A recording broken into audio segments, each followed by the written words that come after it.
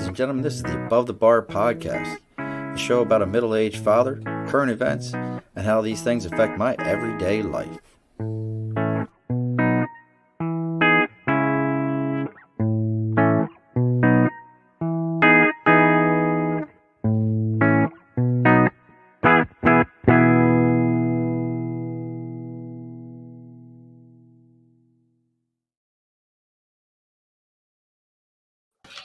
Alrighty, folks, the bar is open. We have bellied up to the bar again.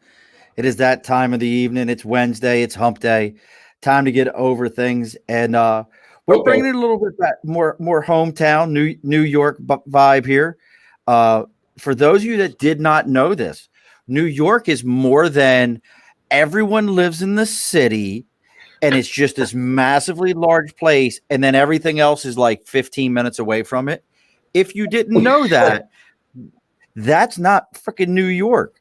So you understand, the rest of us who live in this state, other than the 9 million that live on top of each other, like the largest menage a trois ever to happen, we live in other parts. Tonight, for those of you that have been listening for a long time, we have my man, Sean Welchiff, many moons ago, hooked it up and introduced me to a gentleman. What is going on over there, Kenneth? Kenneth's got a party going on. All right, so no, my dad's calling me. My son is heading to Myrtle Beach. My son is heading to Myrtle Beach on the plane, and my dad's supposed to pick him up tonight. So my dad's calling me, and I just want to make sure that I'm like, hey Pops, so my son could go. So hey Pops, can you hear me? We're going to listen in right now to Yes, Kenneth I told him to his dad. He knows. Yeah, he's double checking to make sure that all right, love you, it's Pop. not like a taken moment where it's like next thing you know, his kid lands and he's in the middle of a camp somewhere where people are touching him where he pees, and I don't mean in a bathroom. So we've got all that going on. But so Sean Welchiff hooked us up here. If you know Sean, he's got his show, Stoner Morning Show. He said, hey, you got to talk to this guy. His name's Kenneth McLaurin. You might even live near each other. He's another one. He lives in the city. He doesn't even know anything about New York. He's like, you guys might be near each other. We're not. I'm in Albany. Kenneth is all the way out in Ithaca, which has a really good brewery out there. Also, there's the colleges out there. There's a college out in Ithaca. And then there's also there's Ithaca, and what's the other one? Cornell. What's the other? Oh, Cornell's out there. Yes. I actually had an old boss that went to Cornell. I think it's funny that you said there's Ithaca and what's that other one? Because usually people will be like, oh, it's Cornell University. And what's the other one? See, I live here. Living here, it's like, yeah, Ithaca makes more sense. You know, it's like, is Ithaca a SUNY? What are you looking for, your lighter? Is Ithaca a what? Is it a SUNY or is it a private? I'm looking for my trash can. Is Ithaca private. A SUNY or is it a private? It's private. Yep. So my old boss. Private and yeah. So my old boss and expensive as hell went to Cornell.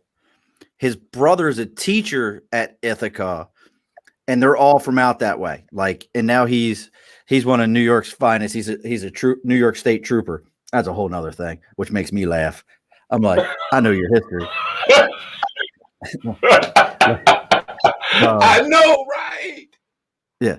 Like, that's always my thing. So before we get into this, because I want to hear about how Kenneth set up like some of the first virtual comedy shows and got things going. As we know, always, we got to do our housekeeping, folks. First things first, we got our board here, sticker and a cause. I'm going to say it every week till one of y'all sends me a sticker, other than my boys out at Talking Beards.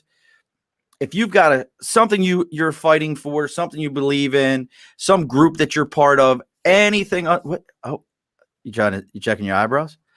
Anything along those lines. No, I was looking at the stickers. Oh yeah, like there's only like there's the Raven sticker. There's the Talking Beards. Remember I told you my man had a 2-foot long beard?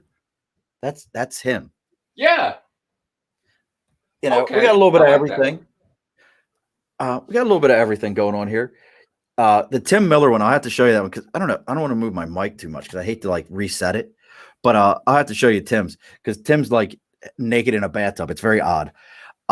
So we have sticker and a cause. Make sure you send me a sticker.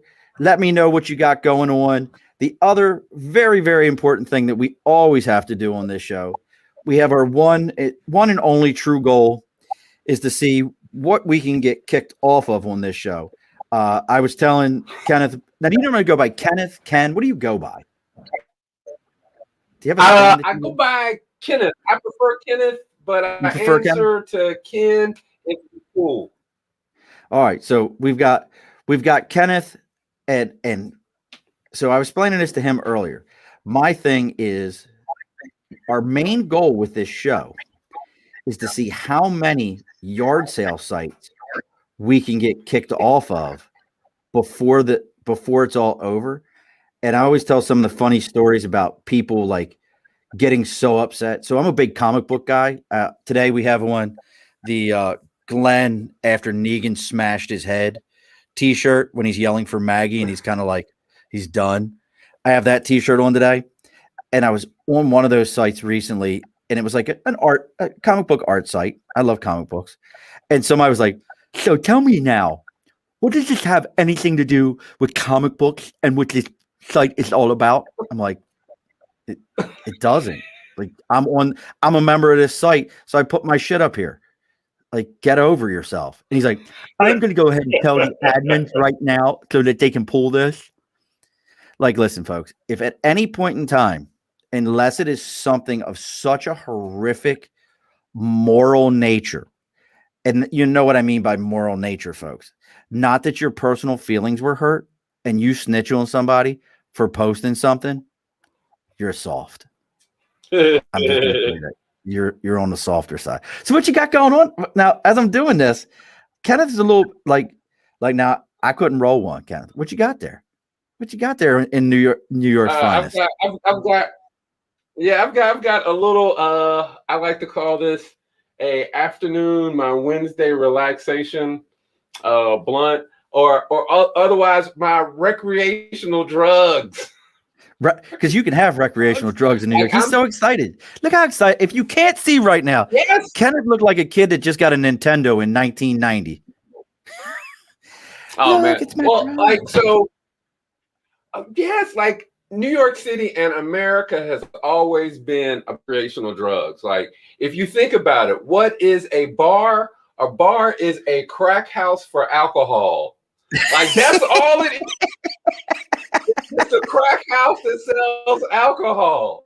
Like that, like yes. People used to drink alcohol and act a fool, and they're like, "Look, we can't have people getting drunk and being stupid in public. Let's create a place where people can come in public and do recreational drugs and get fucked up." That's where we got bars. So like, so I'm excited that now I can do like my recreational drugs without being criminalized for it. That's so great. Well, I was telling this story I've told it to a lot of people actually. So in my prior life, I worked for the railroad, passenger railroads, and it was a good job, but I'll never forget it was a great job. I had one of our regular customers, she had been a lawyer for years. And we were talking about that New York was in this process. They were considering it. And she had the greatest line ever. She said, "Murph, no one ever called me on a Monday morning saying they smoked so much weed that they beat their wife up." And I was like, hey. She wasn't lying. Jeanette's already talked. Jeanette is like super fan. We love Jeanette. she said she's already got a gate. Her husband actually gate crashed a party at Cornell. Yo, parties at Cornell are weird because you got to be like overly smart. Like, is it like one of those things like answer this equation if you want to enter? Well, here's an experience I had. Like one of my first times I went to a Cornell party, right? and it was like one of these research educated upper crust, everybody's smart party. And then also it wasn't, I was the only black person at this party, and there was a little lapdog though. No, there's 7 in Ithaca. 7. Bro, I grew up in East Baltimore. I was one of 7 white kids. I bet. And you probably could have told people, no, I'm not white. I'm Puerto Rican. Yeah, like no. But like with this complexion. The lady had a lap dog, and the lap dog didn't like black people. So like every time the dog would get close to me, it would just start barking. Just start barking. Like anytime he'll get close to me, it'd start barking. And the lady let this happen for like 4 or 5 minutes, you know. Then she made like this she thought it was big cute thing about, yeah, it's just like, well, you know, it's a rescue dog. And unfortunately, like the family that had it before treated it real bad. They beat it, they burnt it, they did all these terrible, terrible things to it. And the family just happened to be black. So that's why the dog is scared of black people. And I looked at the lady and I was like, you know what? Don't even sweat it. I understand the dog. I feel like that around white people all the time. Be like, I get it. Like, that is so great. Galaxy pigeons. And then we'll, and after that, my friend, like, they kicked me out of the party. They're like, you know what? Maybe you should go home. You're being too aggressive. Right. Yeah. With the lady who doesn't understand that animals are colorblind. Yeah, that's great. And we also have Miss Michelle Green. Michelle is one of the most beautiful souls. She's from Philly that you will ever meet. We love her. We work together on the railroad. We work together on the railroad, and she would just call me up every so often. She go, hey, Mr. Murphy, this is where you're going today. And I would go, and like she has such a kind voice. Like she would tell me, like, you're going to Buffalo for the next 3 days, and I would be like, I don't want to go to Buffalo for 3 days. And she'd be like, Mr. Murphy, I just want you to know this is, and you're like, all right, fuck it, I'm going to Buffalo for 3 days. What'd you do on the railroad? I actually had 2 different jobs. My first railroad I was on was a freight railroad, and it was I was a train master, so like frontline management. I was abused over there. That's Cody. We love Cody. She will someday teach you. So how you Cody doing, would Cody? be. So Cody could actually teach you. She could teach you once you got a good chill buzz on, how to do a trance dance. She's all about it. She knows how to do that stuff. But I did that, and then I was a conductor on past. Oh yeah, right. Like, and it ain't even like a Hey Ron lean. It's like a real thing. You know what the Hey Ron lean is, right? Yeah, when you ever see some anything from the Matrix. No, that's that. Hey, they look like they're in the Matrix. When after they got that little bit of smack and they got that Hey Ron lean, and it looks like they can get their head to almost touch the ground and don't fall over. Bro, that's a Hey Ron lean. All right. You said Hey Ron. We say Hey Yeah. Ron. I got you. It was a little accent. It was a little accent. That's that mid-Atlantic accent. We call that Hey Ron. Yeah. Oh, look, there it is. Oh, look. Hey, is he getting his wallet? Oh, where's he going after? Hey, what's in his pocket? Like, bro, one of my buddies sent me a video the other day where he stays at. Cody's sending out big hugs. And see, look, we all know each other. There's Jeanette. Yeah, bro. We ended up like, he sent me this video. My man got so deep into the lean, he started doing push-ups. I ain't never seen no shit like that in my life. Like he was like, fuck it, I'm down here. So for Cody's sake, trance dance 10 phases where we take the mindfulness of yoga off the mat into consciousness, body movement. It helps with lots of things. Hold on. I want to know, Kenneth, have you ever done yoga? I did yoga for like one session, and that's why I'm shaking my head. I will never do yoga again. Yoga is like some weird thing. Like, people told me you need to do yoga because it'll help you be less stressful. It is like relaxing. It is peaceful.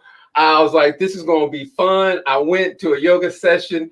It was none of that. It was not relaxing. It was not stress. It was stressful. It was people telling me to put my body into positions that my body doesn't want to go. And like I know it's weird because they've got the yoga instructor and they're like, hey, your butt's to do this. And I want to be like, dude, you've only known my body for 15 minutes. I've been with this body for like 38 years. You don't do that. You don't want to do that. Yo, they're like, downward dog. I'm like, no, man, just give me a chair. I thought we were going to be doing stretches or something like that. Like, no, man. There is a thing called chair yoga. There is chair yoga. In chair yoga, you probably have to carry the chair while you do weird poses. No, it's what they do in the senior centers. Like, so I used to do hot yoga. I swear to you, I did 20 years in Marine Corps. I did hot yoga. It was the best thing. But my own wife used to pick on me about it and would be like, you're only going there. She picked on me because she was like, you're only going there for the women. I'm like, I'm not. My body feels so much better. My back doesn't hurt. She's like, no, you're not. No, you're not. So that whole thing, hot yoga, is so weird because, again, it takes two concepts that are not enjoyable independently and put them together. Like, nobody wants to be hot. Yoga's not peaceful and stressful. So you take and then you know how hot stuff is. Maybe it's just me being stereotypical, but and black people don't mix. Like, I can see like I'd be in there hot yoga. I'd be hot. They'd be like, Kenneth, like, you're not getting in the right position. I'd be like, man, it's too damn hot for y'all fucking with me like this right now. And the next thing you know, I'm just no. Start wilding out. I don't get hot yoga. It's goddamn hot up in here. Wilding out. I'd be like, yo, fuck this downward dog. Fuck that dog. I don't care about no sunrise. It's so damn hot. Turn on the AC. Shit. Cody's with you tonight. She said she's not down with hot yoga. She says it's gross. I don't want to breathe in people's watered down pee. I ain't never heard sweat called watered down pee, but okay. I think from now on, I'm only going to refer to sweat as watered down pee. I'll be like, oh, it's like you are peeing through your skin profusely today. Oh, look at you. You're drenched in watered down urine, aren't you? That is amazing. Well, that's another weird thing I've learned about the body is that like sweat is like urine. Earlier this month or last month, I learned that the sense of smell is tactile. What? Like, yes, the sense of smell is tactile. Like, so to smell something, you actually have to physically be in contact with molecules of that shit. Like that's what goes in your nose and you react to.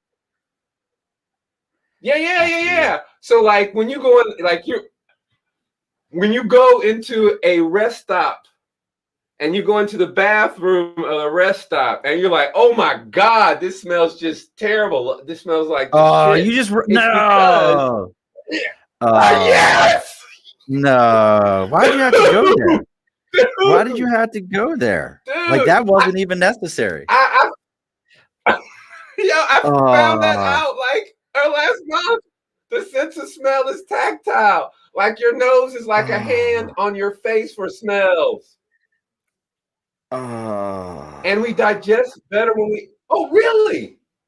And we Cody, digest that's better when very we eat with interesting. our I like hands. that. It helps release enzymes. Well, I mean, I, I'm gonna use a fork. I'm gonna tell that Don't to come to my my mama. house. Yeah, tell your mother, No, Mom, this is so much better. This is good for my digestive system while I'm eating with my hands. Yeah, well, well, whoop so your check ass this like you. out. Check this out. Where were you stationed in the Marine Corps? So I did most of my actual permanent duty stations were at Camp Lejeune or New River Air Station in Jacksonville, North Carolina. And then when I got onto Okay. recruiting duty, it was out of pretty much like a triangle between Allentown, Reading, and Hatboro, Horsham, Pennsylvania. And then I finished off my career up here in the Albany area. Okay. Did you ever travel? Like go Oh, yeah. go different places out of the country? Oh, absolutely. I've been to we talked about this before. The greatest sandwich in the entire planet. They don't even make it anymore. Or not that they don't make it, but they actually, it was a big thing. It's called the smash sandwich in Toulon, France. It will change your life. Look, like you're making face. For those of you not watching the live, Kenneth is making faces like, tell me more. I don't understand. Yeah. Well, so it's this sandwich where it's because come on. I'm waiting. Okay. So it's a sandwich. It starts off about this big, where, really good French bread. It's in Toulon, France, and they put whatever your protein is, like burger or chicken, whatever you're getting, they put that on there, the lettuce and tomatoes. Then the French fries go on top of it.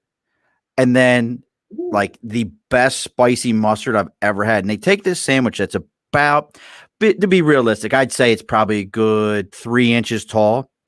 And they put it in a flat press, not a panini press, a flat press, and then lock that bitch. Oh, and it's got good cheese on it too.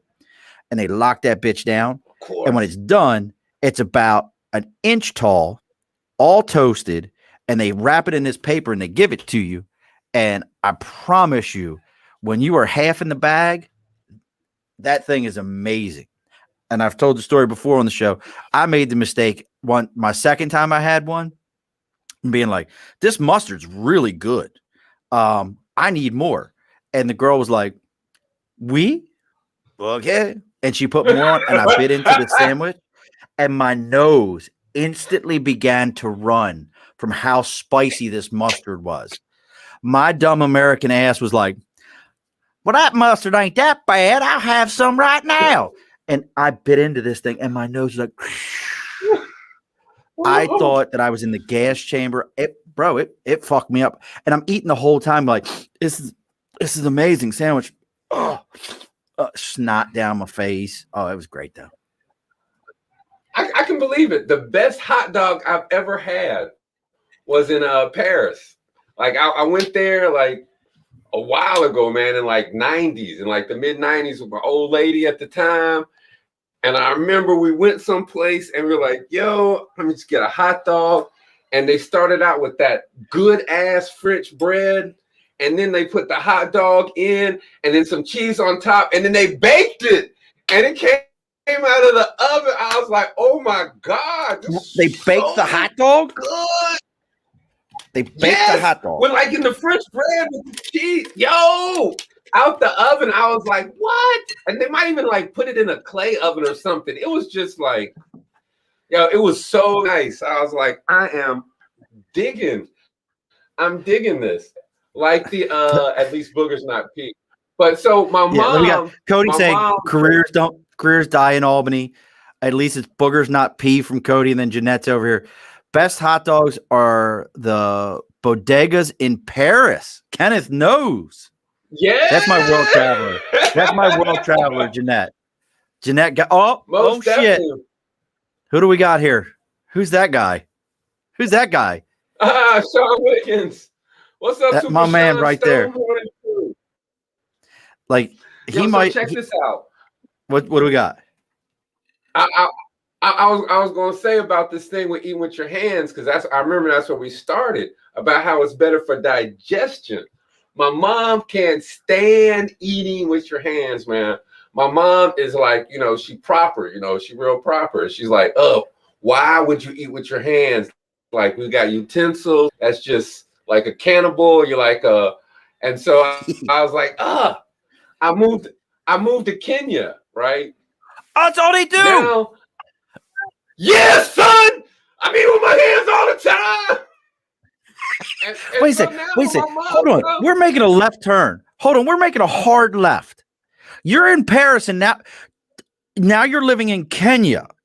Are you doggone Dave Chappelle? Oh no, man. Yo, so check this out. I'm like the Black Christopher Columbus. Like, you know, I've been rediscovering shit somebody else already found. Yeah. Most definitely. I've been like the first Black American in different places in South Sudan. Like I go there and they're like, so you're a Black American, and I'm yeah. They're like, okay, which one of your parents is African? And I'm like, none of them. And like, your grandparents, which one of them is African? I'm like, none. They're like, your great grandparents? I'm like, none. They're like, whoa.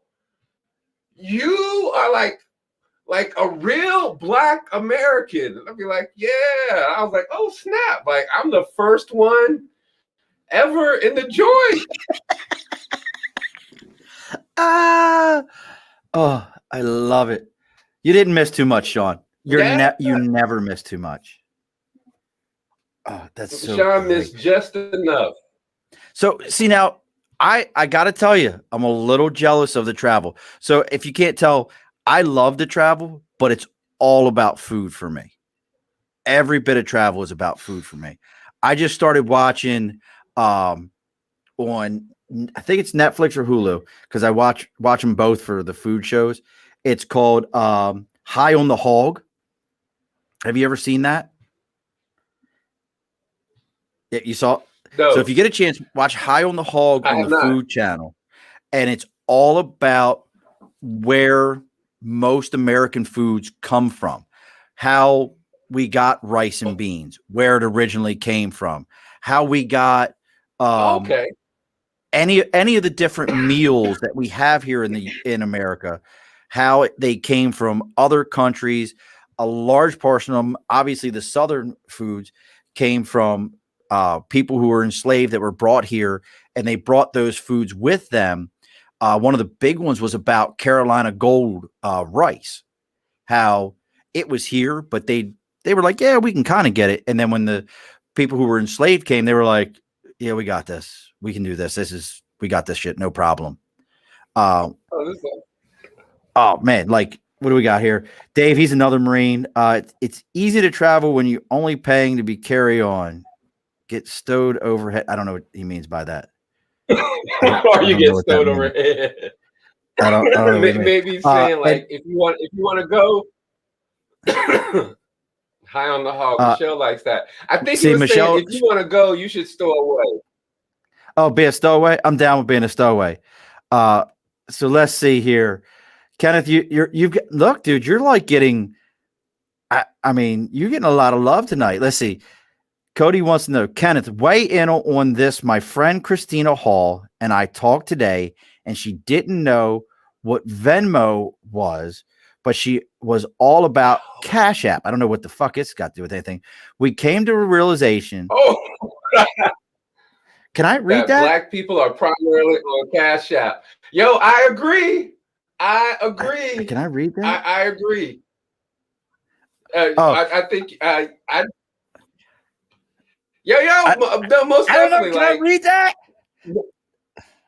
Yeah, you can read it. She said it. All right. I'm just making sure. Look, as a kid who grew up where I grew up at. I agree. I agree. Do you know what Cash App is? Bro, I got both on my phone. I got Cash App, Venmo. I got both too. I'm well cultured. PayPal. Yep, got it. I give away my money anyway. Yo, man, anyway you can send me money. I'm trying to get that. I want to make it easy for you to send me money. Well, now I know what Dave's calling me short because I'm 5'8". I'm 5'8", so Dave's calling me short. But so check it out. I think I know why people are black. Like Cash App sounds cooler. sounds like it's about that money. It does. Like somebody be like Venmo. You'd be like, what the fuck is Venmo? I got Cash App. Oh, what's Cash App? It's Right. about that money. It's about that paper. Cash rules everything around me. Cream, get the money. I mean, money, dollar bill, y'all. Look, I have to watch. It's funny. So we got into that song. So I have to actually watch what I have on my my satellite radio, because I have a tendency to leave on Rock the Bells. Do you have Sirius satellite radio? No, I do not have Sirius satellite radio. But you mean Rock the Bells with LL Cool J? Yes. So I leave that channel on. Okay. So it plays all the stuff we grew up on. And these kids today, they listen to the mumble rap shit, and they're like, oh, listen to what they're saying. Let me sit you down, kid, and let me let you listen to something. Let me let you listen to Nas. Just tear it up. You know, look, my boy Robert Johnson, we grew up, we went to high school together. He's on it. Bro, I'm playing shit, and all of a sudden something will pop on. And if it's too, like, the scariest thing is when Too Short comes on my radio, and my kids are in the back seat. Like, I have to instantly turn my radio off, because I'm like, no. We'll go ahead and. My daughter is 20, right? My daughter's 20. And earlier this year, I was like, oh, I'm listening to some throwback stuff. I put on some Too Short, and I was listening to it for it was just me. I listened to it for like 2.5 minutes, and I was like, you know what? Some stuff doesn't just age as well as others. No. And Have you ever gone back and listened to old Ice-T? Bro, go back and listen to old Ice-T. Yo, with the one where he had his old lady on the cover, man, come on. Ice-T was a straight pimp. Dude. But now, are you a movie guy?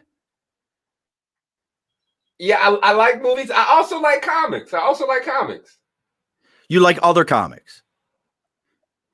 I like different comics. So I'm a big Star Wars fan. Love. Oh, you talking about comic books? Star Wars. Yeah. Comic books. I love comic books. I also love movies. I don't like Marvel movies. And I'll say it out loud. I don't like Black Panther. Hashtag free Black Panther. Hashtag free Black Panther. Hashtag free Black Panther. So now hold on, because you posted something recently, and I saw. So Kenneth and I follow each other on Instagram. You can find Kenneth at Kenneth_McLaurin _comedian.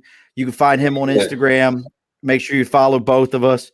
But I was looking at that, and you posted this whole thing like Disney owns the princesses. Now they own Marvel. This whole thing.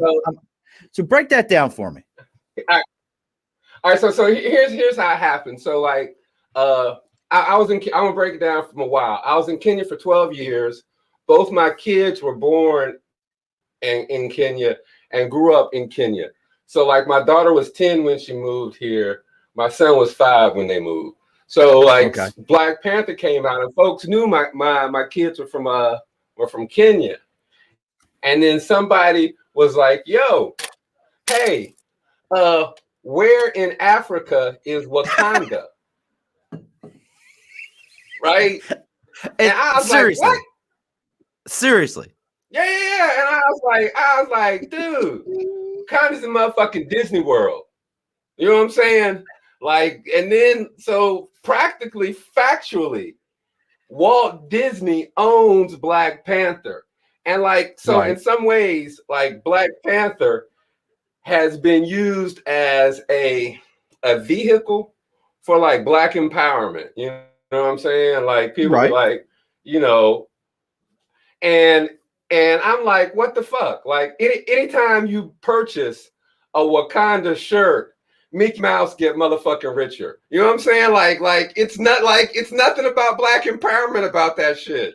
It's like free. Like, yo, what we need to do is send Harriet Tubman to save Black Panther and free him. Yeah, man. You know what I'm saying? If they was real about it, Tyler Perry, like Black Panther should escape and start working with Tyler Perry instead. Like, so yeah, great. man. Cause that kills me.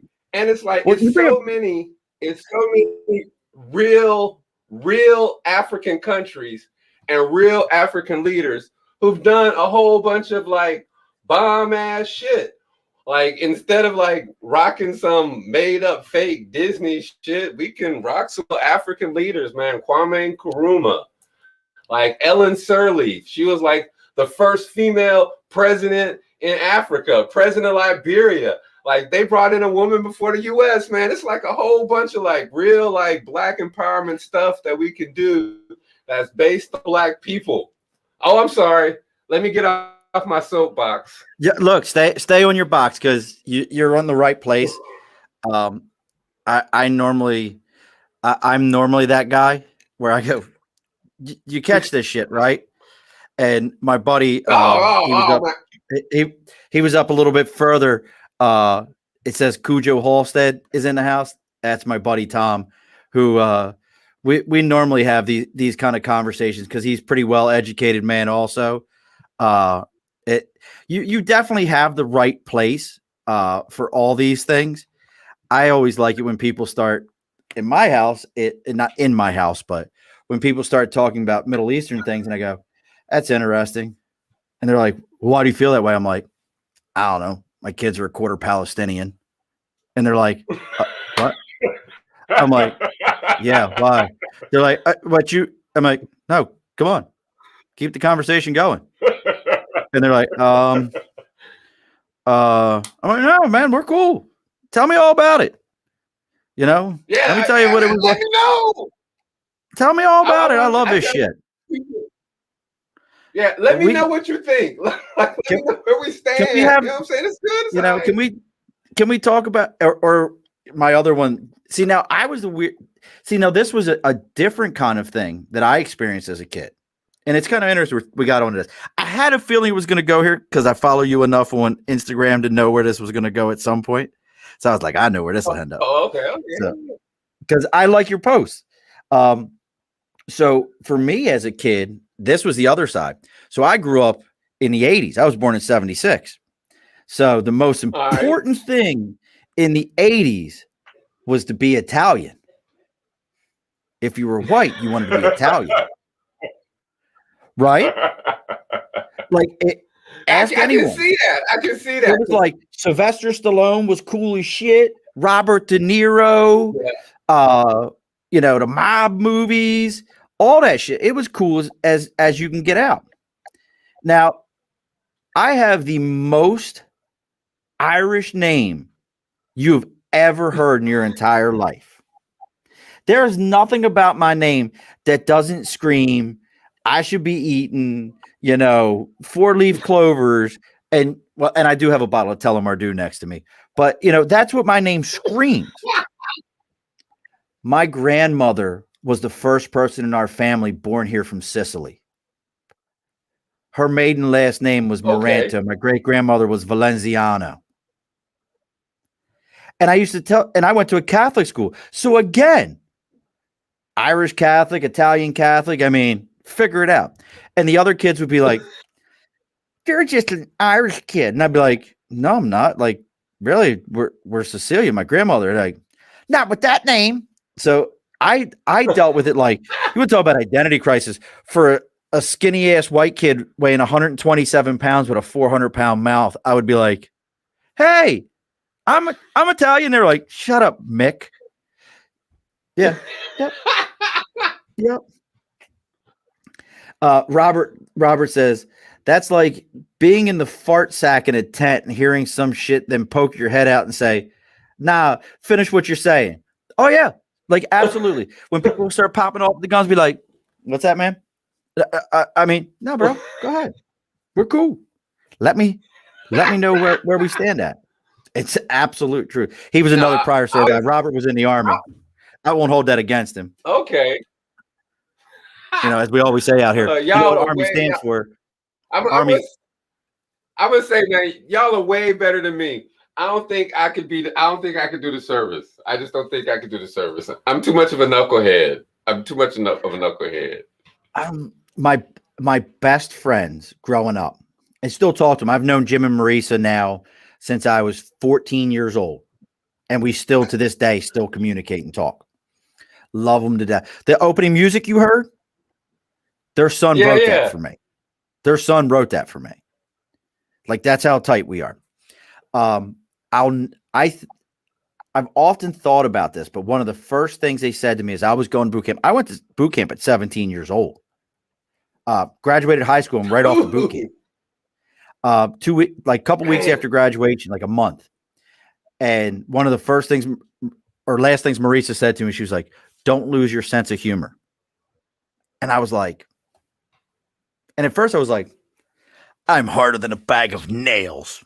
I'm not worried about a sense of humor. And I realized I was a jackass is what I was.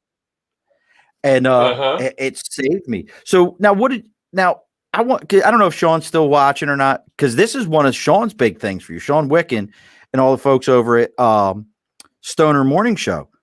You did some of the first virtual stand-up during COVID. Yeah.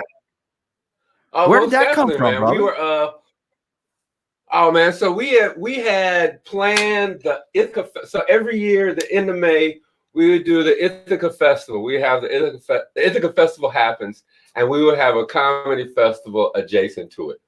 The Ithaca Festival Comedy Fest. And last 2020, like the pandemic year, was going to be like our biggest one. We had partnered with the festival for some co-production and branding, and it was looking nice, man. We were really excited about it, and then the pandemic hit, bam, and I was like, shit, we still want to try to do something, man. People had content they had. Folks didn't know if Zoom shows were going to be shitty or if they're going to be good. So I was like, hey, man, we've got this technology. Let's go ahead and do it. So we had folks who gave us like pre-recorded stuff, and we just set it up and premiered it so people can, and then promoted it and premiered it so people can look at it. We did some live shows where, Zoom comedy, and I'll tell you, it was very humbling. The Ithaca Festival Comedy Festival, it was very humbling because afterwards, after each of the virtual shows, the people who came thanked us. Thank you for doing this. We really enjoyed this. We needed this. It meant a lot to us in a way that I could tell that it was the people who came and participated. It meant more to them than it would have if it was in person. If it was just regular and whatnot, it's like, oh, we would have had fun to do a comedy show. But like in the midst of the pandemic and the need for like different things and to connect, it really resonated with people in a totally different way. And it, like, one of the things I like to say about comedy and stand-up comedy is like, it's an opportunity. Like, as a comedian, I like to think I'm up here giving people an opportunity to laugh. Like, I'm giving you an opportunity to laugh. So like when the pandemic happened, a lot of the things you would hear from comedians about these shows was how difficult it is for us. Like, we can't see everybody. We can't hear people laughing. It's no feedback. Yada, yada, yada. It's about us. It's about us. It's about us. And we forgot about putting the audience first. You know what I'm saying? Like, they're there to see us and to hear us. And like all these things that made it like worse than live stand-up comedy for us is only about us. But those things didn't affect the audience. Like, they still enjoyed it. They still had fun. They still loved it. And I was like, oh shit, like, if I stop being selfish and worrying about like how this is for me, and then just think about, yeah, man, like we're giving these people an opportunity to connect with other folks, to like for just so much. And like it was really humbling. So after that, I just kept on doing virtual shows. Now, I think it's great. The Jeanette got you though. Read it. You can read that, brother. Who would you say is my greatest influence and the reason why I got into comedy? I don't know. Murphy. I think probably Sean my mom. Murphy. Sean Murphy. Maybe if I get into podcasting, it'll be Sean Murphy. But comedy is probably my mom, man. It's a weird story. I never grew up. I never really thought about getting into comedy or anything like that. I was just I think I was just silly, a clown, in some ways like a minor jackass. But when I was in college, I was talking to one of my professors, my writing professor, and we were talking about something, and he said something, and we laughed, and he was like, okay, that was funny. And then he wrote it down. And I was like, what are you, a comedian or something? And he was like, yes. I was like, really? And it was the first time I really like thought about comedy apart from something like what you see Eddie Murphy doing. Eddie Murphy, you know, Richard like Pryor, and whatnot. Yeah. Oh, and so great. then like my parents were nerds. Like my dad's a principal, my mom's a principal. They're nerds. So I grew up sort of nerdy. We didn't have cable. Yeah. We didn't have cable. You didn't have cable because you lived in Ithaca. No, I lived in Wilmington. I grew up in Wilmington, North Carolina.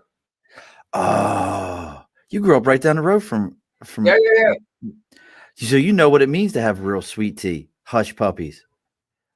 Oh, most definitely. I'm a Southern boy at heart, man. Carolina pulled college, pork. Smithfield barbecue. That's it. I know what barbecue's supposed to be.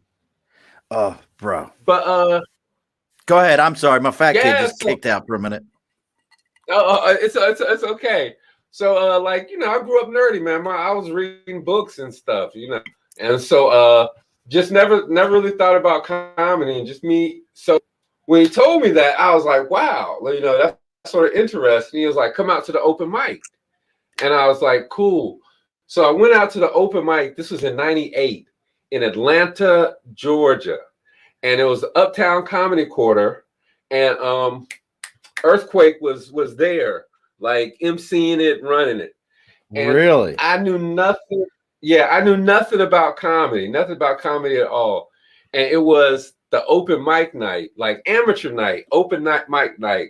So I'm thinking it's just like, I was like, okay, I'm gonna go up. So I went there. Everybody was so fucking funny. I mean, I was like, damn, if these is like the fucking like guys who just coming up here trying it, fuck that. Like, I just don't have it in me. Like now that I do comedy, I realize that these guys who are amateurs and the open micers are people who've been doing it like 7 years, 8 years, 10 years. Yeah. Like that's just how the game is. You know, that's just how the game is. But I was real intimidated. Oh yeah. So I didn't go up. I went back the next week and checked it out and didn't go up. The next week, I moved to Kenya for 12 years. So, yeah. So that's 2010. You came back in 2010. Yep, I came back in 2010, and I was talking to my mom, right? And I told you my mom was a principal. She was a teacher, principal, been an educator her whole life, right? And I always thought that my mom was a teacher because the time that she graduated from college, there weren't a lot of opportunities for Black women, you know what I'm saying, in the workforce. There's not a lot of opportunities. So I thought she was like, oh, okay, I want to just, you know, do this teaching thing. But she was like, nah. Ever since I was like 7, I knew I wanted to be a teacher. That's what I always wanted to do. I love doing it. And every day I'm blessed because I got the opportunity to do something I wanted to do. And I was like, damn, like that struck me. So I had been thinking about, man, I wanted to try stand-up. I want to do comedy. And then in Kenya, it was a time something happened, and one of my interns was like, "Yo, dude, you're funny." And he was like, "And it's not what you say, it's how you say it." He was like, "You can say the same thing somebody else says, but it's funny." And then another time we was having a barbecue and whatnot at my house with my in-laws. We were like cooking out, and I was telling a story about something, and then my sister-in-law was like, wait, hold up. Tell us about what you would do and how you would have a water slide in the walls in your house." So like I had a story about that, and then somebody was like, "Oh, Kenneth, tell me this story or tell this story." And so I was like, "Okay, people like you can do this stand-up comedy thing." And when my mom told me that, I was like, "Okay, I'm gonna try it." It was a Thursday night, and that same night, this club in Wilmington, it used to be called Nut Street. Now I forgot what it's called, but it was called Nut Street Comedy Club. I went there, the open mic. I did 5 minutes. I loved it. After that, I haven't stopped performing. Like I did that first 5 minutes, and I haven't stopped performing since. And I go back. I recorded it. I still have that set. I go back. I look out. It's terrible. It's so bad. It's so bad. Like you got no business. It's so bad. Like you're the kid that like sings a song and like, I'm an amazing singer, and then they're like, everybody's like, dude, you suck. Was it one of those kind of moments? No. Like it's like no, it was good. Like at that time, like I went up there, I did it, people laughed, I felt good, I enjoyed it. I was like, oh shit, like I actually felt this is what I should be doing. But as I go back now, somebody who's been doing it for like 11 years now. Yeah. And I look at that and I'm like, that was fucking terrible. Like, I would never even do those jokes or anything like that anymore. I was like, oh my God. I was like, oh. Janetta's on you tonight. She said, in your experience, are stand-up comedians competitive or territorial? Or do you feed off of each other, vibe-wise, not zombie-wise? I would like to say both. Just like comedians are people first, and you have some comedians who are assholes, and some comedians who are selfish, and you just like they're that. But like I really like trying to surround myself and work with people who like building, who are fun to work with, who are cool, who you can feed off and build on together. It's like when I started doing comedy, it was a group in Raleigh, North Carolina. I like to say the home club where I would do my open mics and stuff at was Charlie Goodnight's. And the first time, and you go in, I've heard of that. Like for the open mic, huh? I said I've heard of that, Charlie Goodnight's. I lived in North Carolina for a long ass time. Like, oh yeah, everybody's been there. Like everybody's been there. Chappelle, like all the big names been there. So for the open mic, you go and audition, and like it's just the MC, the DJ, and then you on stage, and like you're doing your bit, and they're walking around talking to each other and doing stuff, and then halfway through, they're just like, okay, you're good. And they're like, we just want to see what you sound like or whatnot, you know.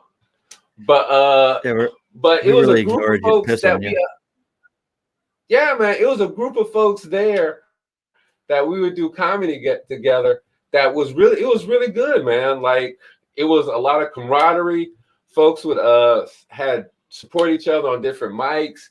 People put together a lot of like individual shows and small shows. It was good, man. It was one of my favorite comedians, a young lady named Shalonda. We used to do it there. Then she moved out to like Portland, Washington, and was doing comedy there. And like she was just and like hanging out with her. Another dude, Travis, with a big beard. it was just fun, man. It was fun watching people grow and do their learn their craft. Like the funniest time was like Shalonda was just good, and then she could do everybody else's sets. Like like we'd be at we'd be out like outside chilling or whatnot, and then she could just bust into your whole routine if she wanted to. Like this shit, and then like the way she does it because she was a woman. And like her interpretation on it and shit is a little like the tone and whatnot is different and it's funny, but like, yeah, we even did a show like that one time where we did everybody else's sets. Yeah, like it was fun. I like great. growing. You did everybody else. So I got to let you know, Robert's over here in a moment. He just said that he followed you on the gram. What's interesting is Cody said, see, now this is again. We got into this a little bit. Robert, my boy from back home, he followed you on the gram. Cody from Albany followed you on Insta. You get it? I mean, it's very interesting to me. Yeah. How we that's at Venmo and Cash App. Venmo and Cash App. We just learned some shit here. I thought the gram was more. I think maybe dudes be like the gram, and women say Insta. I was never on Instagram till I got into podcasting, and my boy Terrell from North Florida, he was like, bro, y'all got to get on the gram. And I was like, I'm not. He's like, get on the gram. I'm like, all right. And that was, but he's from like, have you ever been to North Florida? Like Jacksonville, Florida area? Yeah. That is a different kind of country. That's a different kind of country. Florida, all of Florida is just way different, man. All of Florida is way different.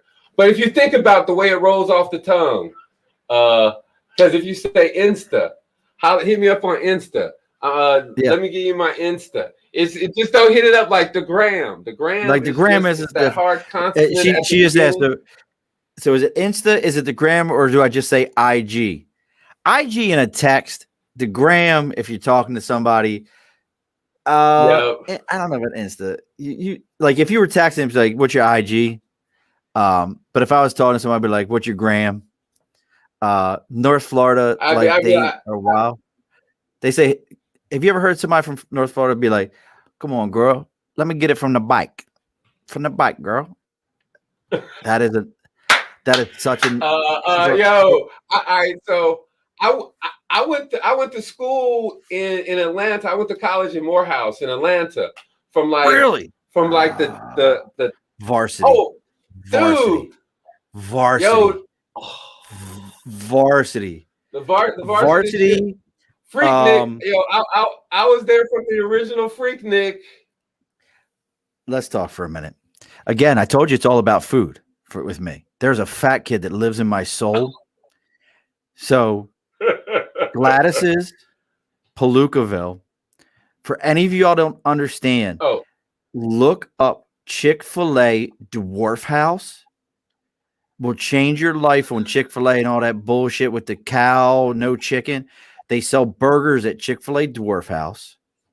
Then turn around and look, bro, you're gonna burn your finger. You better get a roach clip. Like I'm good, dude. I'm good. This is biggest.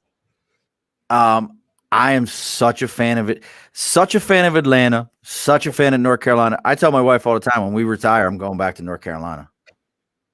I can't. Yo, man. Like, I love ATL, but can't drive I think there. It's gotten too big now. It's too hype. I like it back in the day. So check it out. We used to when I was there, man. We used to see Outkast all the time, like it was nothing. Like so, when I was in school, like that's when they was coming out. So they be in like all the clubs. So you know how like the local bands be trying to get their brand on. Yo, all the time. It was so hot. Like Atlanta was so nice, dude. Oh my God. I love Atlanta. Atlanta, I tell people all the time, Atlanta's the first time I had a Scotch egg, which is a hard-boiled egg wrapped in sausage and then deep fried. Such an Atlanta thing. I talk about like food is guaranteed to come up on this show because they're, like I said, and Cody said, see, Cody, yes, gram is a form of measurement. Absolutely correct. But the gram, that's how it was taught to me, bro. Like, not gram, but you don't say here. You don't say here's my gram, or let me give you my gram, or you need a gram. You have to say, no, that's different. Hey, if you need a gram. Yeah. That's why you have to say the gram. DAGRAM. Hit me up on the gram. What's your? So my wife learned. I had to tell that story. Yes, Jeanette.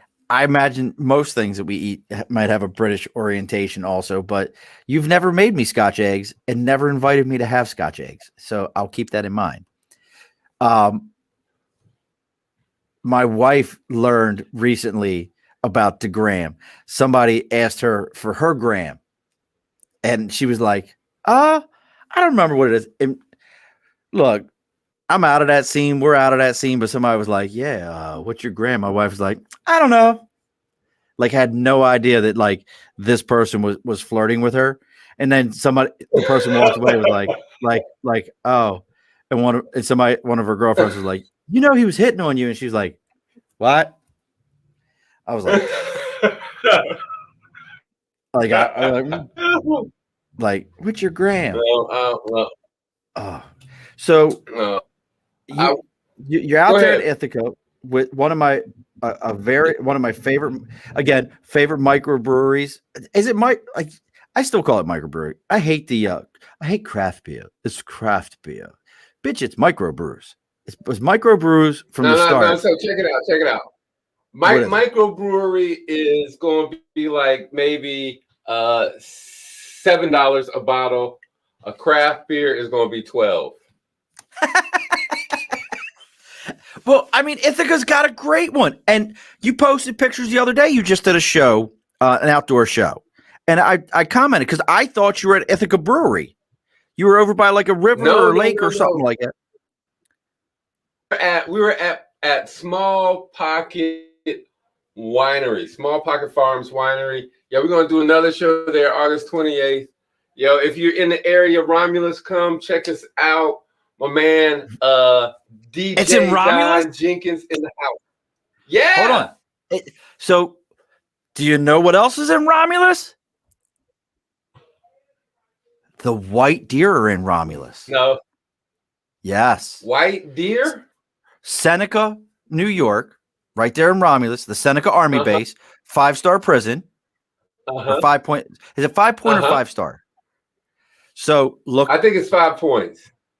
One of the dirtiest, and I've told people this before, one of the dirtiest backdoor business government bullshit deals I've ever heard of in my life. So you have the closed base. It was a BRACT base Relocation and Closure Act in 1994 by the assassins, the Clintons, the assassins.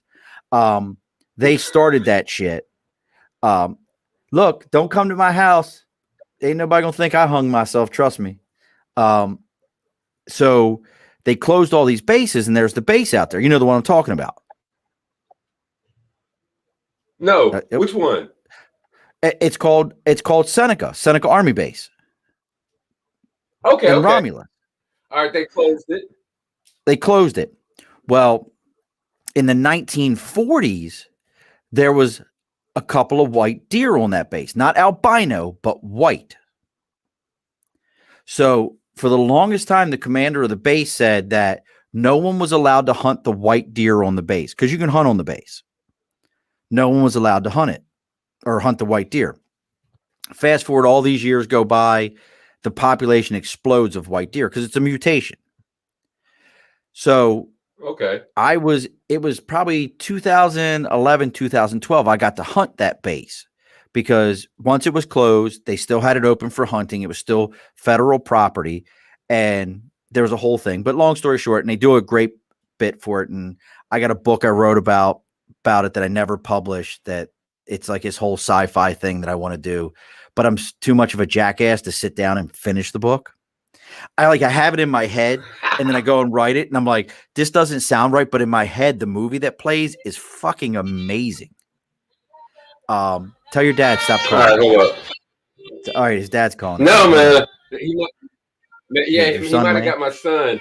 Oh, your son landed? Okay, we'll finish this story because, all right, did you get him? Tell him I need I don't to know. follow You do Smithfield's the story. barbecue. I'll do this. All right, he's going to do that. I'm going to finish this Hey, story. It's kind of weird, like looking off. I can still hear everything that's going on.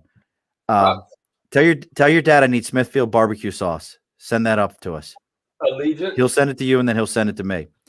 So I don't even know where I was going, but it's not as interesting to not tell him about the white deer. Yeah, he's in Syracuse. That's a whole nother place. Yeah. We'll just keep going on with this. And as Okay. Kenneth is having his conversation, he's just picked up his iPad. We'll just continue on with our conversation, and we'll add things to his conversation to see what's interesting. Sean, if you're out there, Sean Wicken, go ahead and throw some other comments out there. I know there's like a handful of you still watching. So any other comments? What are we all drinking tonight? We'll just wait on him. What form of weed is anybody else drinking? All right. Or drinking, the smoking. Thanks, Dad. Dad, thank you. Yeah. I'm excited. I can't tell you the story of the white deer. It doesn't make any sense to keep telling the story. You need to know about the white deer in Romulus. Oh, okay. I'm ready. I'm ready for the white deer. Like you were hunting the base. So we hunted the base. I wrote this book. It's a whole thing. I'll have to tell you about it afterwards. It's a whole like sci-fi, it's really kind of neat. But nonetheless, someday somebody will make it into a movie. I will retire off of it and it'll be amazing. That or won't happen at all. But there's these white deer on the base and they're beautiful and you can hunt them. But here's what's great. If you ever get a chance to look up the story of this base being sold, like finally I guess it was probably about 5 or 6 years ago, they sold the property to some jackass in the area now this was not, I think it was 700,000 acres or 700. Yeah. Like something like that, like 900 acres. That was it. 900 plus acres. How much do you think 900 acres of prime land with buildings, with facilities, with infrastructure, with a road going through it, the entire whole 9 yards, these concrete buildings, and this deer population that like world-class hunters might give their big toe for? What do you think that's worth? A whole fucking lot. A whole lot. I don't know. Yeah. That's a lot of. You think like that's almost like a whole city, right? Right. Like you think a whole city. Hundreds of millions. Like big money, like the kind of money that small town. If you've never been to Romulus, the biggest thing in Romulus is a friggin' McDonald's. Like there's nothing in that town. Oh, Romulus is actually a whole bunch of wineries and like rich people. Oh, is that what's out there? Okay, got me. Yeah, I only saw a McDonald's when I went out there. Oh man, so that's because all the land you saw was the rich people, and you just didn't see their houses, or maybe they were on their boats. So like way off in nowhere. Yeah. Romulus is where people have like their lake houses and shit. Got it. Well, what was crazy is the town sold it to this dude who they said, oh, well, he builds cattle fences. He's going to add 200 jobs in the next 10 years for less than $1 million. What? Less than $1 million. My man turned around and I was like, 200 jobs? You could put a Wendy's and get 200 jobs in 10 years. What are you talking about? I'm like, this ain't even make sense. Yo. And turned around, sold 30 some pieces of property to the Amish and then cut a road straight through it that he sold to the state so that they could run a road through it. And the people who wanted the deer population at least to be preserved, he was like, yeah, we'll see what happens. I was like, I don't know whose uncle dad got that money, but that's the dirtiest deal I remember reading the article and being like, this doesn't even make any sense. It was like 30 Yo, some pieces if of property to the Amish. It was crazy, dude. I Oh, could just dirty. for like under a mil, I could have bought that and moved in my family. I mean, what's up there, Big Money Grip? Let's talk. I mean, we had that. I mean, Big Money Grip. I'd be like, yo, man, we get that, but like it's a whole base, right? Bro, it was Like the I'd be like, whole here, base. everybody, dude, man, I set up a store on the inside, like break out You something could for have done housing and anything. whatnot. Yo, There's could have like hooked all that these one up. buildings, entire infrastructure on this thing. Less than $1 million. Out of control. Man. Just out of control. My man, he stole that every bit. So we're gonna get ready to put a bow on this thing. Gonna put the closed up sign here on the bar. We know we can find you at KennethMcLaurin.com. We also got what's comedy on the commons? What's comedy on the commons? So like when I started doing comedy here in Ithaca, I started comedy on the commons, man. Like all of our shows used to happen downtown on the commons. We like to do it downtown, a little easily accessible and whatnot. So that's how we started out. So comedy on the commons is where we got all the shows and stuff, everything that we do. Then KennethMcLaurin.com is where you can find more about me. You can find my CDs. You can purchase my CDs. You can check out the information about me and my old lady seeing trees. Bam. Yo, thank you for following me on the gram, Jeanette. Yo, man, thank y'all for having me on. And then also I want to put this out here.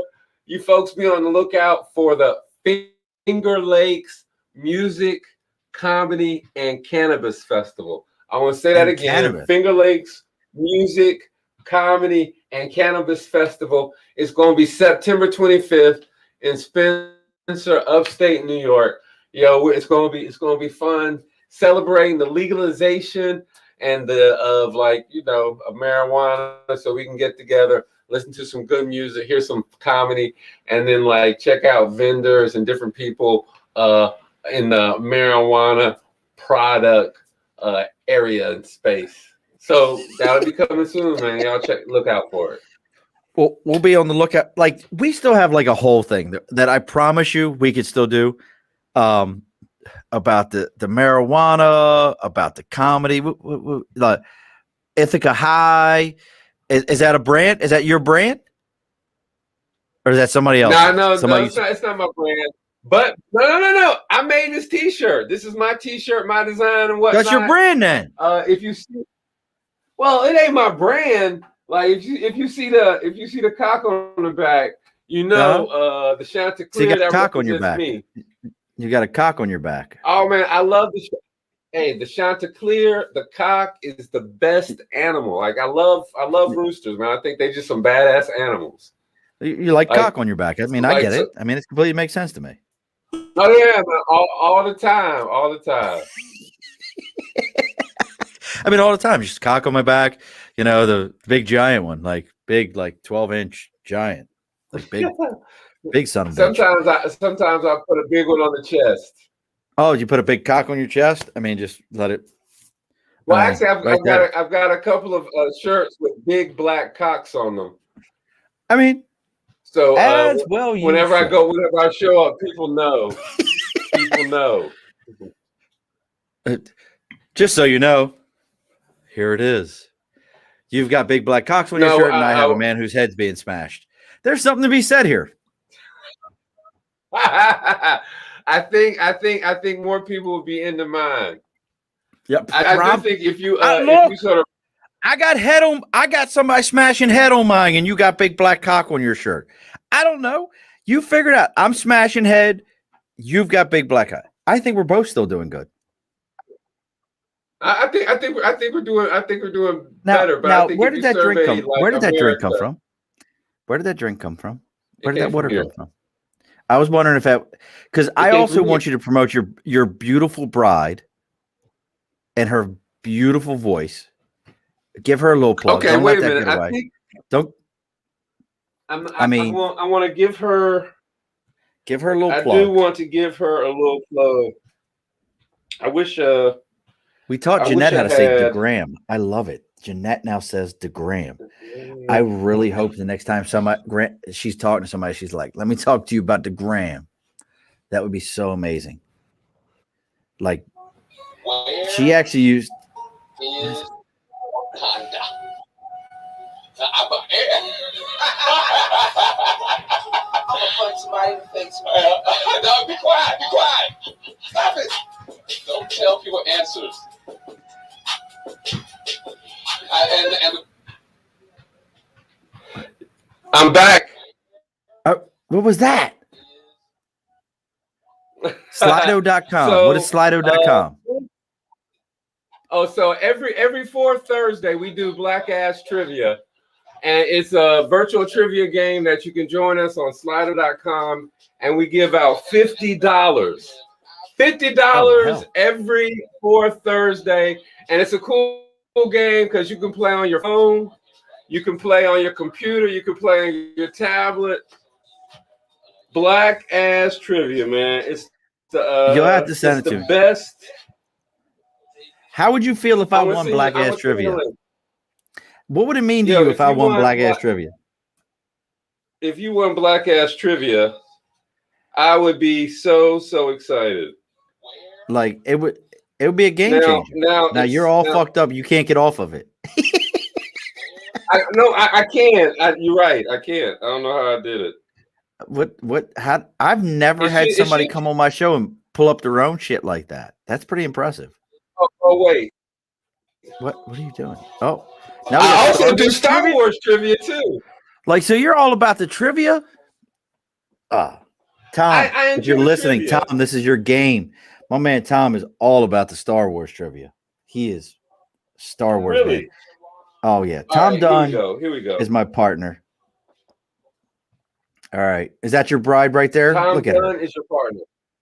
Tom Dunn is my partner. Yeah. And Cujo Halstead. I can't get him to get on the gram. I'm always like, bro, get on the gram. He's one of those cats that like drops knowledge on people's heads and then Facebook deletes him. And then Facebook's like, oh no, you can't be on here. You're way too intelligent for this shit. And he's a straight troll. There he is, Cujo Halstead. He is such a straight troll. Oh, woo. Look, so I don't know how I did this. You can't just end it. You can't just end it. It's like I'm switching too many stuff. Something got stuck on my whatchamacallit. Do you need to go out and come back in? I need you just close out. Go out and come back in. Just completely close out of it all and come back in. I'll do that. Because I need to end the show with you. This is great. Oh, you can. I don't want to lose you because I need to talk. Oh, wait. There you are. Program content, legal process, effectiveness. Like, this is so entertaining. For those of you that are not watching the live right now, there are so many things going on right now. This is hilarious. You should get with Tim Sokol. Oh, I have to introduce you to Tim. Tim does trivia nights and poker nights and all those kind of things, and has a blast with it. Look, you're back. I'm back. But no, yeah, you should like our trivia is actually really cool because, like I said, the way it works is you can play on your phone. It's an app. It's a trivia-based app. It's time trivia, so you can select the answers. Everything's real simple. It's easy. We got some video involved. We got like audio involved. My old lady sing, yada yada yada. But yeah, well, does she have any albums out? Albums, music? Where can we find her? Yeah, she's got a couple. All right, you can find her. Tell her name. You ain't said her name yet. I said her name. Sing Treese. Sing Treese. Look, folks, go. Yeah, SINGTRECE.com, singtreese.com. Like, so it's like this. I generally tell people, I'm like, yeah, my wife sings. She's a professional singer, and she sings. She's pretty good. And then folks listen, they'd be like, dude, she's fucking like. And I was like, yeah. They was like, how come you ain't say that? I was like, because generally, if I was like, hey, like she's probably one of the better singers you've ever heard. Like people would be like, yeah, What are we whatever. comparing it But to? then What are they'll be we like, comparing oh, it to? yeah. I don't compare Well, to anybody. Like no. honestly, I don't compare to. I'll compare her to anybody. So I'm tone. So here's how it is. I'm tone deaf, right? I'm tone deaf. That's why you All do right. comedy. All right. So here's how bad it is. It's this dude who's married, and his old lady don't like my wife, right? And I'm talking to the dude because me and the dude's tight, and he was like, "Man, I love your wife's voice. I love the way she sings. Every time she sings, the hairs my hair stands on edge. Like every time she sings, my hair stands on edge. Every time." So I was like, "Oh, okay, I understand." And so I went and I told my wife, I was like, "I know why his wife doesn't like you." And she was like, All "Why?" right. I was like, "Because every time you sing, his hair stands on edge. He gets goosebumps." So like she's like that. So she's got a online. She's got her original album, I'm Waiting, all original songs. Then she's got another album with her old band, Stone Cold Miracle, original songs. She's also got a gospel album. She tours. She's been touring Europe every year over Christmas, singing lead for some Wow. gospel choirs and whatnot. Yeah, she's nice, man. She's She's nice. legit. That's legit. Yeah, most definitely, man. Definitely. Bro. She's nice. And she And puts then up with we you. got a little. Yeah, I don't know how. So here, and this is the weird part. When we met, like she was dating somebody, I was somebody. Oh, we knew each other, and I was like, "Yo, you sing, I do comedy. We should do some shows where like I'll do stand up and then you sing, and then we just try to like produce our own stuff and bring some people out." And this was before I knew how big she was, right? Like, because I knew, I just as like I was like, oh, like, because everybody used to say she sing, and I'd be like, oh, it's the chick who be singing karaoke. And so I'm not into music. I don't go see bands or nothing. So like I don't know. I just like, okay, she sing. So she was like, hey, my band got our album party. We got our album release joint. Why don't you come out and check it out? And it was at the dock. I was like, cool. Man, I went there, dude. I couldn't get in. It was packed. Really? Like, it yeah. was sold out. Yeah. So like, and after the shows, people like hugging her. They want to hug her and whatnot. Like, dude, I was like, oh shit, like you like a local superstar. And so like even the time where we like we were doing a show someplace, and she had another show. She was gonna come late and meet me. So I was performing, right? And I was doing my thing, and then she came on stage, and now we were doing our thing together. And I was like, okay, all right. So I told y'all somebody was gonna come perform with me. My wife, this is my wife. And before I could say this is my wife, Treese, there was like, dude, and like the whole crowd, all 70 people was like, we know who she is. That's Treese. Yeah, like get out of the way. Like, get out of the way. We know who she is. You ain't shit. Like, come on, dude. Like, come on, dude. Yeah. Why am I talking to you? Hold on. Why am I talking to you? Where is Treese at? Why am I even having this conversation? Honestly, I don't know. The chick sung at the Vatican. She sung at the Vatican twice. No. Like, yeah. And so honestly, when I thought I was coming into a relationship as the person with the most clout. But Pope St. Treese. Pope St. Treese. Apparently not. I was, huh? Pope St. Treese. Pope St. Treese. Like, what are we doing here? Where is she at? Is she upstairs? She's upstairs, isn't she? Tell her to get down here. I'd rather talk to her. She is most definitely upstairs. Maybe next time. I think she's upstairs. Next time. Maybe when we're done with this. Maybe when this is all done, I'll have to set up a time to talk to her. Like, bro, that's pretty impressive. Like Jeanette just said, just heard a couple of minutes of her. Such a beautiful voice. So, I mean, honestly, yeah. Like I said, my mom is like, oh my God. My mom was like, what? Ooh. Like, ooh, girl, yeah, what you doing over there? Like, ooh, girl, listen to you. Y'all be singing like that, girl. I ain't never heard nothing like that. So, oh snap! And check this out. I got something I want to send you as well. Hopefully, it's a sticker. Is it a sticker? Or is it one of these. What is that? It's a sticker. Go left. What is it? Come up. I can't read it. What does it say? Read it to me. I can't read it. Hold up. The camera's not focusing well. It says life's a joke, find the funny. All right, so it's going up. It's going up on sticker and a cause. That's going up. See, this is most definitely because we're just rambling at this point. I have to show you my spirit animal. You know who that is?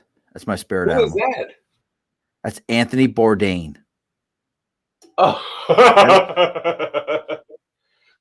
Anthony Bourdain is my spirit animal. Only celebrity that's ever passed away where I was like, damn, like we lost a good one, because he was such an asshole, but was so legit, like right on point at every moment. And it was kind of guy where you were like everybody should feel like, yeah, I could go hang out. Like Anthony Bourdain was the guy who told us all, like, if the bathroom looks scummy, so does the kitchen. Like that was him. That's funny. Scott, how many bricks are now? Remember I was telling you about my beard competitors. There's my man Scott. Scott's beard's about he's a national competitor also. He has the talking beards. How many bricks are in the backyard? Who knows how many bricks are in this backyard? Great dude, Scott is. Scott's and he's moving. Did you see? God, I could so talk to you for a while, bro. We have so much we could talk about. Did you see the list top cities to move to? He's moving to Austin. I so want to go to Austin, Texas. So want to go. Oh man, that's where my son is staying. My ex-wife is in Austin. My son is in Austin now. My daughter was in Austin. She just came back Monday. My son, like, I want to go to Austin too, but not right now. I want to wait till it's cooler. Yeah. Oh yeah. Like it's probably hot face of the fucking sun right now. Hot in Austin. But I want to go to Austin. It's just one of those cities where I was like, this is a place I need to go to. Again, because of brisket. I want to go to Austin because of brisket. Tell your dad I need him to send me a bottle of Smithfield's barbecue. Smithfield barbecue sauce. For those of you who've never had Smithfield barbecue sauce, that red ass shit that you like to eat ain't shit to some Smithfield vinegar-based barbecue sauce. Look, Kenneth, am I lying? No. On some pulled pork? You straight on. On some pulled pork? That's one of those. Oh man, I haven't eaten pork since 1992. Did you listen to the Ice Cube album or something like that? Like, no, man. This is so weird. This is so weird. My freshman year in college, I was so fucking pissed off because I was so excited about leaving high school and high school food behind. But my college had a contract, the cafeteria had a contract with the same people who provided the food for the high school. Exactly. How the fuck am I getting square pizza in college? Oh, how the fuck so am I getting square pizza in college? And so I went to Morehouse College, and so all black school, all male school, right? What I did not expect was that, yeah, it was also a lot of Indians. from like India. Really? A lot, dude. The first time I saw cricket being played was at Morehouse on the yard in between like the freshman dorms. There were like a lot. There were a lot at an HBC. And for those of you who don't know what an HBC is, that's a historical black college. HBC. Really? Yeah, HBC. So there are a lot, and then there are a lot of guys from the islands, from like Trinidad and stuff. So they'd be playing like cricket. They were down with like bowling and throwing like, yeah, like and then like my second year, this was sort of fucked up. My sophomore year, I think my roommate was from Pakistan. Okay. My roommate was Pakistan. And I was such a dick to him that he moved. Like, he was like, you know what? He was like, I'm about to go with somebody else who's Muslim, and I'm not fucking with you. Bye. And like, bye, Felicia. Yeah, and I can get it. I can get it. Like, you know, I was a little rough around the edges at that time. And you know me, I'd be having a whole bunch of people in there. He'd be trying to pray. He'd be trying to study. I'm trying to turn up. I'm having chicks in here and whatnot, and alcohol, and you know it ain't work out. But yo, so that like cricket Morehouse, man. So what happened was, so check it out. Here's how it happened. I was so that's what my food was like. That's square pizzas, like the chicken sandwiches and whatnot, right. Like the vegetable nuggets in college. When I came home that summer, my dad was on a vegetable only diet, right? Okay, so and he was like, vegan. yo. He was like only vegetables. And he was like, yo, you can eat whatever you want. You're just going to have to buy it. So I was like a lot of beans and rice and, you know, and vegetables that summer. When I went back to school, because of the Indians, they had added a vegetarian option to like the cafeteria. But it's not like one day you can eat the vegetarian and then one day like not. You had to pick right. Either it was all or none. Vegetarian, all or nothing. And the vegetarian food was better than the damn high school square pizza and shit. So I started to do that. And then so are you vegetarian now? I was all right. So I was vegetarian up until 2003. And when I was in Kenya, they convinced me to eat chicken again. So now I'm a chickenitarian. I eat like chicken, turkey, ostrich, stuff like that. Now, I've often heard from people that have lived overseas. It's a very easy thing in the States to be like, oh, I'm going to be a vegetarian. I'm going to be a vegan, whatever. You start going overseas and living in other countries, and they're like, yeah, no, bro. Like, this is like, we're happy to have the two chickens that we have that we were able to, they were like 95-year-old chickens. We're going to eat these things.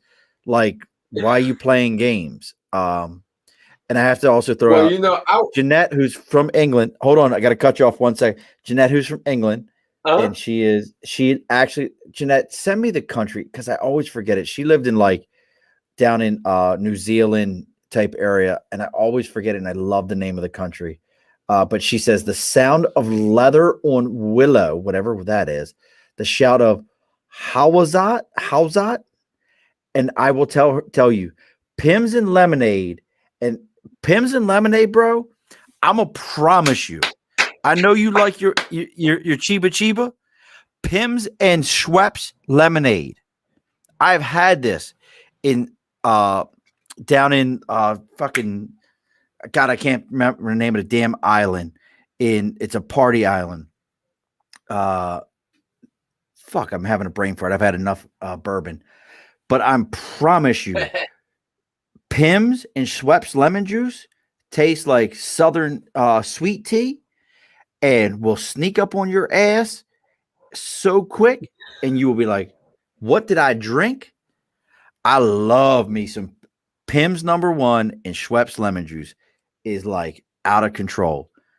Tom, I'm gonna have to check Tom, that out. you were also Tom, if he wasn't where he is right now, would be such a hippy dippy pothead. And look, you ready? I want you to read this off the screen right now. Read it off the screen. Papua New Guinea. Is that not the coolest place that you could ever freaking live? That's where my girl met. Her dad was. Bro, you'd have been the first brother in Papua New Guinea. You might have been the first brother in Papua New Guinea. I might have, but I've lived in some cool places, man. I think like Kenya, my favorite place. After that, probably Ethiopia is the favorite place to kick Amazing it. Food. After that, I'd probably say Ghana. So Ethiopia, amazing food. You can find a lot of that in DC, folks. Very big into their spices, very spice related food. Atlanta, I'm gonna mess your whole world up if you've never heard me say this. Atlanta, Georgia has the best pizza in the United States. The best. Really? Keep your Chicago bullshit. I wouldn't be surprised. I've eaten New York pizza. Until you've had Antico Pizza in Atlanta, Georgia, which will be served by Ethiopian women who are at the counter that will give you an attitude like you ain't shit. And then the cooks are all in the back with these individual brick ovens. See, what you all can't see is Kenneth is laughing because he knows I'm right. I'll never forget standing there with my boy Terrell. And I was like, hey, look. I was like, hey. And he was like, hey, look at that. She's Ethiopian. I'm like, how do you know? He's like, trust me, she's Ethiopian. And she was like, what's your order? Give it to me now and get out of my face. And I'm like, I'm sorry. Like, fuck, what did I do wrong? Well, one of the things that they said, like, so when I lived in Kenya, they would say traditionally that Ethiopians are really, really proud because Ethiopia as a country was never colonized. Really? Like I didn't know that. They were occupied, but they were never colonized. So that's something that they really hold dear and sort of hold popular. And then Ethiopia has like a written language that like predates like English, like what we write now. Then they have their Coptic Christianity, like their religion, their version of Christianity predates Catholicism. Old. Yeah, most definitely. And it's like it's almost Judeo. Yeah, it's almost Judeo. Most definitely. Brian, and then I might look like an asshole, but I'm kind of smart. I promise you, they have over there. Did you look? For those of you that are going to go ahead and bounce off the podcast now, we're going to go ahead and talk about shit that doesn't mean shit to anyone else, unless you have something in between your ears that doesn't hold up a hat for a moment. Have you ever seen the canopies that they've built over the temples, the Christian temples that are in the ground? They're Christian temples that are built into the ground, these entire churches, and they're so amazing. So the belief is, for those who don't know it, is that the angels every night came down and told this Ethiopian king that they were building the temple. So that every night they would come down and they would build the temple, and it's all into the ground. Well, the problem that they've run into now is that the shit is, from weather and from, different environmental things, it started to break down. So they've brought in engineering firms to redo it. But the crazy thing that they have to do now is because these individual pieces, they were touched by angels, they have to preserve the individual pieces and try to put them back. Bro, you have been to Ethiopia. Have you ever seen this? I'm sorry, I went on a tangent for a moment. Yeah. All right. So I know Kenneth thought I was an asshole and an idiot. I know Yeah. I've seen the churches, the ones dug in the ground, like they're like actually carved out of stone and whatnot. Ethiopia's like, yo, it's a cool ass place. They've got a whole bunch of hot springs and whatnot, like where you just like go and can just chill in the hot springs. Like the hotel we used to stay in, the Hilton, the pool was filled with like water from the hot springs. It was always warm. Like then the food was always on point. And then I like the cool bet. thing about, like you mentioned that like a lot of places in Africa, like folks eat meat. Ethiopia was a place where, because with their version of Christianity, they fasted, and when they fasted, they just didn't eat meat. So like I just go places and I'd be like, let me get that fasting food, and bam, and like it's like injera, shiro, uh, uh, fear, like all of the good stuff. So I always ate well in Ethiopia. Ah, Oh man, like it was it I'm. was Oh, all those yo, foods from it those was a great regions. place. And see, and Yeah, where you most lucked out, definitely. you had a wife that can sing. I lucked out. My wife is just as much of a foodie as me. She is down to like, all right, babe, we're trying this today. She's like, all right. She may not love it. She may not be super into it, but my wife is definitely willing to like, all right, we're down to try it. Let's see what this shit's all about. And all those regions, I the am the Spice Road. Oh, I'm the total opposite. So like I have a terrible sense of smell, terrible sense of taste. So like no, and it's funny. I realized that like one of my ex-girlfriends was a foodie, and she used to like to travel. And so we go places, and she'd have like a different restaurant she'd want to go to like every night, right? And restaurants, and she'd be like, "Oh my God, this is like the best dish that I've ever had. This is so great. What do you think about it?" I'd be like, "Yeah, it's okay." And she'd be like, "Why are you trying to ruin it? Like, this is like a 7-star restaurant. Like, we're here. This is what's what's your wrong with you?" And problem? I realized, yeah, I just like honestly, I just don't experience the food the way that like other people do with like good sense of smell, good sense of taste. So we just experienced it differently. So yeah, so I am not a foodie. I'm not a foodie, but I like food. And also, so check it out, man. I think in October, no, November. In November, we're going to do a 3-course cannabis dinner and show event. So All right. that might be something you You got to might want send to me a come down from message. Albany for. You got to send me a message. So we're connected now. You I got to want to send me see no. so many messages. So many Send me messages. messages. Send me messages. We'll link up. Like I said, I got a great bride who's willing to go out and do these things with me. We'll come out. We like the Ithaca area. You're not gonna get me to drink that sour beer from Ithaca Brewery. That shit fucking Oh, garbage. Oh, well, that sour that beer is so that fucking. flower power bullshit tastes like Now fucking see, I don't Brussels mind sprouts. flower I can't power. stand it. I don't mind Oh, I flower power. can't stand flour. It's the sour. It Have you tastes. ever had their sour? Their sour smells like No, fucking no. gym socks, like sweaty gym socks. Like if you Honestly, sucked sweat out of a gym sock. We went there a couple of years ago. It was raining. It was packed. That bitch was packed.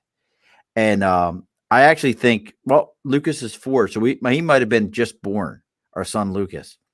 We went out there and they're like, first off, we're like, yeah, we'd like to get blah blah blah. Oh, you're sitting over there? We can't serve you that. What do you mean you can't serve me that? Yeah, you're 6 feet away from this other area. We can't serve you that. And I'm like, do you know I'm like a stone's throw from a douche. Like I'm a real douche. And they're like, but we can do pizza. I'm like, all right, whatever it was that we could do. I don't remember what it was. So we got the food. And then I was like, everybody's talking about these sours. They're like really into them. I'm like, all right, I'll try this shit. So I got the sour, bro. I would rather lick the inside of that hat you're wearing right now than drink a sour. Like It is so gross. And I walked it right back over to the woman. I handed it back to her and I was like, this is gross. She's like, absolute. She was good about it. She was like, absolutely it is. I'm like, I just can't. I'm like, I can't mess with this. So you're going to send me, like I told you, this show is supposed to be an hour long and we will quickly run into 2 hours before we know it, because here's the deal. All right. This is look at me, Kenneth. Look right into the camera. Kenneth, I need you to look right into the camera. Like you're looking into the camera. Get close to the camera. Because your eyes are very squinty right now. And so are mine. Mine are from bourbon. Yours are not. And look, no. Jeanette's like, I'm supposed to be getting ready for an art show, but this podcast is too much fun. I love you, Jeanette. So here's the deal. You send me October, you said, right? October? No, October. November. Well, we got it right. I got a real chef, and all right. And apparently, so the chef I connected, his brother is a big time chef in like Portland, Oregon, who'll be doing this stuff already. So he was talking about how much like the whole dinner, how much like it's like he said the whole dinner you should probably have between 10 to 15 whatever doses of like THC. I mean, never mind. I'm just rambling now. I'm rambling. All right. But I'm just saying we got some real stuff going. Stop trying to show your kegger. It's not abs. You got kegger like I do. Here's the deal. I'm proud of it. Look, ain't nobody ever gone to a party looking for a six pack. Look, like I said, ain't nobody ever gone to a party looking for a six pack. So here's the deal. Make sure you send me that. We know we can find you at comedyonthecommons.com. We know we can find you at KennethMcLaurin.com. We know we can look you up there. You and I told you we were going to end up dragging this thing way out longer than we thought to. As always, folks, for us, you got our Instagram is at Above the Bar Podcast. Our Twitter is at Above the Bar 4. Our email, if you have any questions, you want to get a hold of Kenneth and you can't remember his .com, you can always find us at the Above the Bar Podcast at gmail.com. If you're listening to this, if you're a first-time listener, if you're a long-time listener and you haven't done it yet, take the moment, go on whatever your favorite podcast app is. Make sure you give us a like. Make sure you give us a 5-star. That is the only way that other people get to find out about the ridiculousness that ends up going on in this conversation. Make sure you share it to every single platform that you can ever possibly find. Because remember, when you share it, the goal is to get it deleted all, get yourself kicked off of all those yard sale sites, because you know you ain't buying shit off of. As always, now Kenneth, I didn't remind you of this. Yo, we're gonna end this show. Remind me. I need you to stay in the green room for a moment because you and I got to talk for a moment. Sound like a plan? That sounds like a plan. All right, Kenneth, you get the last word, brother. What is it? Yo, the last word is life's a joke. Find the funny. Yo, I'm Kenneth McLaurin. Make sure you check me out. Y'all enjoy your life.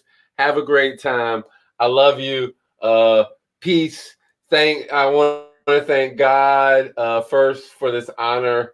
I want to thank all the other people who supported me. I want to thank my wife. I want to thank my daughter, Sanko, for my son, Kenneth. Hey, thank you very much. I love you all. We'll see you at the next one. All righty, folks. Be sure to push your stool in. This has been an Earplug Podcast presentation. Found on earplugpodcast.com, iTunes, SoundCloud, and wherever your favorite podcasts are found.